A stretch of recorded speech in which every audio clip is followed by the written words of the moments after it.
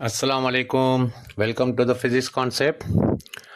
आज हमारा जो टॉपिक है मोस्ट इम्पॉर्टेंट टॉपिक, एक है हमारे पास पेयर प्रोडक्शन एंड दूसरा है हमारे पास पेयर इनहेलिशन। अब इन दोनों का कंपैरिजन कैसे होगा, क्या होगा? तो सबसे पहले इन चीज़ों का अगर मैं इंट्रोडक्शन दूं तो मॉडर्न फिजिक्स में एनर्जी और मैटर एक दूसरे में कन्वर्ट हो सकते हैं। एनर्जी और मैटर एक दूसरे में कन्वर्ट हो सकते हैं। इस कॉन्सेप्ट को आइंस्टाइन की फेमस इक्वेशन जो है that is E is equal to mc² explain करती है। पेयर प्रोडक्शन और पेयर एनहाइलेशन इसी प्रिंसिपल की दो एग्जांपल्स हैं। तो सबसे पहले स्टार्ट करते हैं पेयर प्रोडक्शन को। वीडियो को एंड तक लाजमी देखिएगा ताकि आपका दोनों कॉन्सेप्ट जो हैं वो अच्छी तरह से क्लियर हो जाए, और चैनल को लाइक और सब्सक्राइब ज़रूर कीजिएगा। तो चलें बात करते हैं सबसे पहले पेयर प्रोडक्शन की। एक्चुअल में पेयर प्रोडक्शन क्या होता है? पेयर प्रोडक्शन वो फिनोमेना है जिसमें जब हाई एनर्जी फोटॉन, अब यहाँ पे हाई एनर्जी फोटॉन जो है वो गामा रे है, किसी न्यूक्लियस के करीब से गुजरता है, मतलब एटम के न्यूक्लियस के जब वो करीब से गुजरता है तो वो फोटॉन दो पार्टिकल्स में कन्वर्ट हो जाता है। अब वो जो दो पार्टिकल्स में कन्वर्ट हो जाता है, वो जो फोटॉन है गामा रे वाला जिसकी हाई एनर्जी है, वो किस में कन्वर्ट हो जाते हैं? एक है इसमें इलेक्ट्रॉन, दूसरा है इसमें पॉजिट्रॉन। एक्चुअल में जो पॉजिट्रॉन है वो इलेक्ट्रॉन का एंटी पार्टिकल है। ठीक है। अब इसका जो प्रोसेस है, पेयर प्रोडक्शन का जो प्रोसेस है, वो प्रोसेस क्या होता है? फोटॉन की एनर्जी बहुत ज़्यादा होती है और फोटॉन न्यूक्लियस के पास इंटरेक्ट करता है। जब वो उसके साथ इंटरेक्ट करता है तो फोटॉन की एनर्जी मैटर में कन्वर्ट हो जाती है।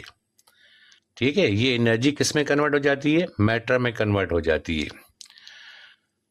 पेयर प्रोडक्शन तभी होती है जब फोटॉन की मिनिमम एनर्जी कितनी होनी चाहिए? 1.02 मेगा इलेक्ट्रॉन वोल्ट। जब इतनी एनर्जी होगी पेयर प्रोडक्शन की, तब जाके फोटॉन की, मतलब वो जो प्रोसेस जो है पेयर प्रोडक्शन का, वो तब होगा जब आपकी फोटॉन की जो एनर्जी है वो तकरीबन 1.02 मेगा इलेक्ट्रॉन वोल्ट के अंदर होगी। अब यहाँ पे gamma ray, electron plus positron. चलें अभी बात करते हैं पेयर इनहेलिशन की। अब ये प्रोसेस क्या होता है? पेयर एनालिसिस वो प्रोसेस होता है जिसमें जब इलेक्ट्रॉन और पॉजिट्रॉन टकराते हैं तो दोनों पार्टिकल्स डिस्ट्रॉय हो जाते हैं और उनकी जगह एनर्जी, मतलब गामा फोटॉन जो है वो पैदा हो जाता है। पेयर एनालिसिस का प्रोसेस क्या होता है, कैसे होता है? इलेक्ट्रॉन और पॉजिट्रॉन एक दूसरे से जब मिलते हैं तो दोनों का मास एनर्जी में कन्वर्ट हो जाता है। यूजुअली दो गामा रेज जो हैं वो प्रोड्यूस होती हैं। इसका मतलब है कि इलेक्ट्रॉन और पॉजिट्रॉन जब आपस में मिलते हैं या जब आपस में टकराते हैं तो उनकी वजह से वो जो मैटर है वो मैटर कन्वर्ट हो जाता है किसके अंदर? एनर्जी के अंदर।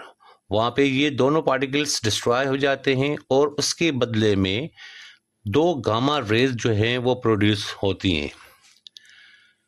तो इसका मतलब हुआ इलेक्ट्रॉन प्लस पॉजिट्रॉन जब आपस में मिलेंगे तो फिर क्या पैदा होगा? क्या चीज़ इमिट होगी? तो वो गामा रेज होंगे। अगर इन दोनों का आपस में कंपैरिजन किया जाए तो कंपैरिजन में सबसे पहले अगर मैं बेसिक आइडिया दूं पेयर प्रोडक्शन का या पेयर इनहेलिशन का, तो बेसिक आइडिया पेयर प्रोडक्शन का क्या होगा? एनर्जी कन्वर्ट होती है किसके अंदर? मैटर के अंदर। जबकि पेयर इनहेलिशन में आप देखें कि मैटर जो है वो कन्वर्ट होता है किसके अंदर? एनर्जी के अंदर। अब इनका प्रोसेस क्या है? प्रोसेस की अगर हम बात करें तो फोटॉन से इलेक्ट्रॉन और पॉजिट्रॉन जो है वो बनते हैं। फोटॉन से इलेक्ट्रॉन और पॉजिट्रॉन बनते हैं किसके अंदर? पेयर प्रोडक्शन के अंदर। जबकि पेयर एनालिसिस के अंदर देखें तो इलेक्ट्रॉन और पॉजिट्रॉन डिस्ट्रॉय होकर फोटॉन बन जाते हैं। अब इनकी रिक्वायरमेंट क्या होगी? अगर पेयर प्रोडक्शन की बात की जाए तो high energy gamma photon required है। अब पेयर एनालिसिस में रिक्वायरमेंट क्या होगी? इलेक्ट्रॉन्स और पॉजिट्रॉन का आपस में मिलना, जब वो आपस में मिलेंगी तभी जाके वो कन्वर्ट होंगे। Energy conversion, radiation energy matter में कन्वर्ट हो जाती है। किसके अंदर? पेयर प्रोडक्शन के अंदर। जो रेडिएशन एनर्जी होती है वो किस में कन्वर्ट हो जाती है? वो मैटर में कन्वर्ट हो जाती है। जबकि पेयर एनिहिलेशन का मतलब क्या है? मैटर एनर्जी में कन्वर्ट हो जाता है। रोल ऑफ न्यूक्लियस किसके लिए ज़रूरी बनता है? तो पेयर प्रोडक्शन में रोल ऑफ न्यूक्लियस जो है वो ज़रूरी होता है, जबकि पेयर एनिहिलेशन में ये चीज़ ज़रूरी नहीं होती।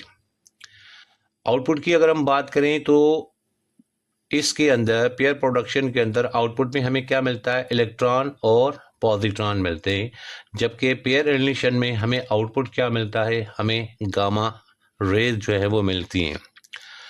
और ये दोनों प्रोसेस आइंस्टाइन की इक्वेशन E=mc² को फॉलो करती हैं। दोनों मॉडर्न फिजिक्स के इम्पॉर्टेंट कॉन्सेप्ट हैं।